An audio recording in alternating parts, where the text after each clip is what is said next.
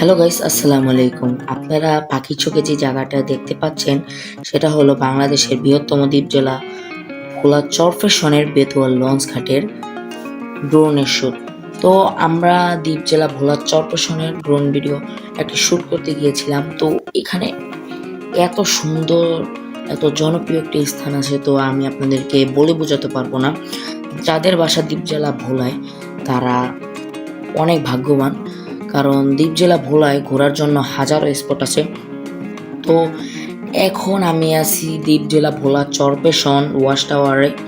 তো ওয়াচ টাওয়ারটা আপনারা দেখতে পাচ্ছেন অনেক বড়, আর পাশে একটি মসজিদ আছে, তার নাম হলো চরপেশন খাসবাঙাল জামি মসজিদ ভোলা।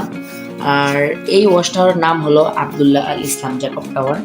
তো এই টাওয়ারটি এদিকের আগের যে এমপি আছিল আবদুল্লাহ ইসলাম জ্যাকব, সাবেক এমপি, তো তার নামে এই টাওয়ারটি নির্মিত করা হয়েছিল।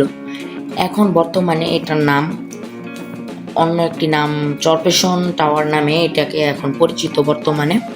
তো ড্রোনের চোখে তো আপনারা পুরা জেলাটা দেখলেন, পুরা জেলা বলতে ভোলা জেলাটা আপনারা দেখলেন, চরপেশনটা। তো সামনে আমি আরও ভিডিও নিয়ে আপনাদের মাঝে হাজির হব অন্য কোনো ভিডিওতে। ততক্ষণ সবাই ভালো থাকবেন, সুস্থ থাকবেন। আসসালামু আলাইকুম।